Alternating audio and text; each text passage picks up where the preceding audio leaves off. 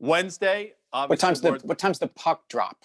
So unfortunately, the Rangers of New York start their season tomorrow. But as you correctly bring up, tonight is opening night of the National Hockey League, Tim. And I could not be more excited. People who listen to us yap know how much we love hockey.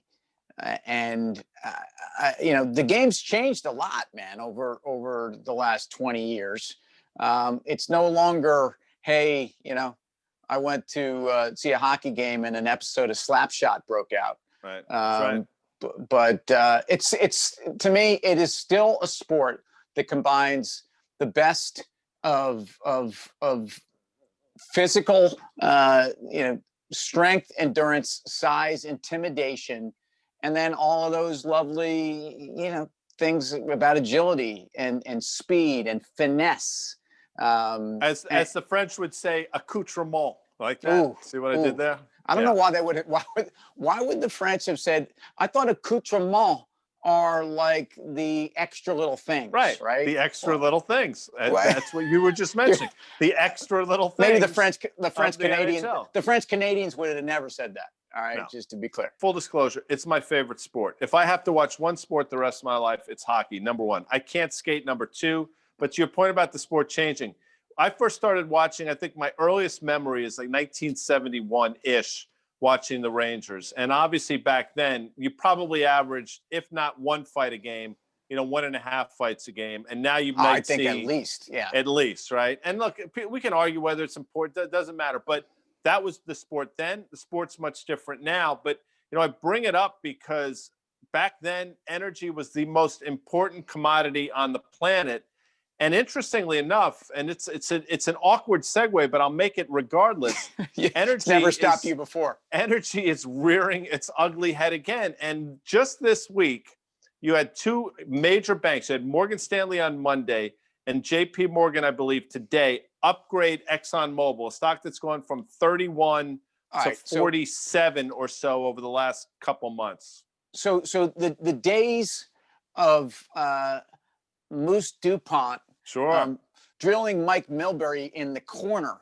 The days of drilling someone are about as antiquated as the days of drilling at all costs. If you're Exxon, that's what I just did there. See what I just did there? Let me just stop for 1 second. For extra credit, you know him as Moose DuPont, not DuPont, the chemical company. No, what was Moose DuPont's real first name? Andre. Bang. Yes. Andre Moose DuPont. Andre Moose DuPont. Tremendous. Yeah. Yeah. And you mentioned Mike Milbury. I mean, Mike Milbury, who famously went into the stands of Madison Square Garden and beat a Ranger fan with that fan's shoe. Tremendous. And as much as I can't stand Mike Milbury because he hates the Rangers, and you know what? He should. And so I don't, But that's an impressive move, dude. Those guys hopped over the boards. Yeah, they did. And again, it was. I mean, talk about old time hockey, man. He was putting on the foil like nobody's business. And I think that's great. I think the game has changed, and I think the energy game has changed as well. So much in the same way, hockey is a game of finesse and tactical. It's a chessboard out there on some level. I think the same thing's going on in the energy space when you consider that it really, first of all, alternative fuels, fuel efficiency, and ways to avoid heavy capex and opex, I think are the same thing. So the days of building a blue line of guys that were 6'2" and couldn't move and were basically cement blocks, I think is over. And I think if you look at what's going on in the energy space over the last couple months, and granted, crude going from, Brent going from 35 to 55 has a lot to do to make anybody look good. I do think you've had a chance to see which companies are built for tomorrow. And it's one of the reasons why I actually like Schlumberger. And notice the French there. I didn't say Schlumberger. Yeah, sure you did. Schlumberger. And a company that actually is heavy technology company, is a company that actually really is asset light. Yes, they'd love to see people drilling at all costs, like Exxon used to, like Moose Andre Dupont used to as well. But I think there are companies that are actually positioned for Brent and oil prices that might stay in this range. I don't know that they're necessarily going to go back to 100, but I don't think they're going back to 25, albeit in any crisis, you can see asset price dislocation. But in the same way they told us that the world was short of oil and at $180 a barrel in oil in 2007 or 2008 was not real, I think the world's going to continue to be dependent upon oil in my lifetime. Lifetime. I agree with that. And it's interesting. I don't know if Commercial Break is a podcast. I'm not exactly sure what you call what we do, but we're just hanging out, bro. We're just hanging out. But bear with me for a second. Do you, out of the tens of thousands of podcasts that are broadcast daily, do you think anyone has mentioned Moose DuPont? Yes or no? I don't think so. And you know, I think the fact that we would do we could, first of all, if the world wasn't so woke, we could probably go deep into the movie Slapshot and laugh a lot, but you can't do that anymore. One of the great movies, I think people know that I dress up as one of the Hanson brothers every year for Halloween. And increasingly there are fewer and fewer people that know who the fuck I am when I'm out there. But a few do, and when they do, they get emotional about it. I mean, those guys, you know, they were tough kids. So it's what we're doing. Hockey movies, by the way, I'm just trying to think about this. Outside of Slapshot, you know, Miracle is the one. Miracle. Young Blood, obviously. Young Blood. I mean, tremendous movie. Is Swayze in that too, or is it? Yeah, right. Swayze and Rob Lowe. Swayze and Rob Lowe. Yeah. Swayze, and it's just a tremendous. I mean, just a great movie. Just brings all the elements together of basically, you know, minor league hockey. It's just it's fantastic.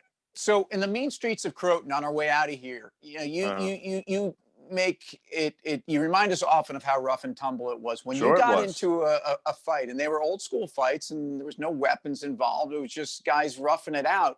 Did you pull the guy's sweater up and over and start giving him the business like this? No. JV move. Would never do that. I mean, and you know, no, I'm just telling you, it's not something. I mean, we had respect for the, you know, we had respect for our opponents. So now I'm sorry. Now I'm a guy you brought it up. No, listen, the nobility of fighting. Come on. Well, you brought. I didn't bring it up. You brought. No, you basically said if I'm doing a sweater wrap, and that's what we call it. Get him in a sweater wrap. In 1980. I think it was 1980. We got into a major scrap. We got into a few that year, but hold on. The name of your crew in the Hudson, you guys were the Croton Hoods or something? What'd you call the Croton Tigers, our high school mascot. But the Harmon Hoods. That was an enclave, as I mentioned the other day. Yes, I know. In Croton, okay, was Harmon. That's the Harmon and Croton Harmon. But we went to a place called Lock, Stock, and Barrel for you Pleasantville guys and gals out there. Sure. Tough place. Just looking for trouble, and we found it. I will tell you, we found it, and it was epic. And what's great, well, I mean, I'm not advocating this, but it was a good old fashioned. It was a barroom brawl, and then we got in the car and we drove home. Yeah. You're smoothing some lady with some of your no. It was had nothing to do with that. Nothing. No. Hold on. I'm painting a picture here. You're sitting there. You're holding a black label long neck at Lock, Stock, and Barrel because that's the kind of place it was. Right. And you know, you're talking to some girl and you're charming her like you do, and then your boy comes over to you and taps you on the shoulder, says, "Guy, I've got a situation over here." Done. I'm with him 100%. Do you immediately drop the gloves, or do you say, "Excuse me, young lady"? I mean, how does this go down at Lock, Stock, and Barrel? That is a hypothetical because that's not how it went down. But assuming that's what happened, I would have been like, boom. You always got your boys back, and you know we were a crew. That is one of the reasons why we love hockey so much, because I think the teams that win, they win together, and as we get into what's going to be a long season, by the time you get through that Stanley Cup, that's a team that everybody has had everybody's back. And you know what, Guy? I got your back, my guy. And quickly, before we get out of here, if you were watching this and you were part of that that night in probably the fall of 1980 at the Lock, Stock, and you want to add us, please, you will remember us because we were the guys with had our football jerseys on, so we were very recognizable. The Harmon Hoods, ladies and gentlemen, Guy Adami. I'm shaking my head right now. If you could see me now. See you later. See you tomorrow.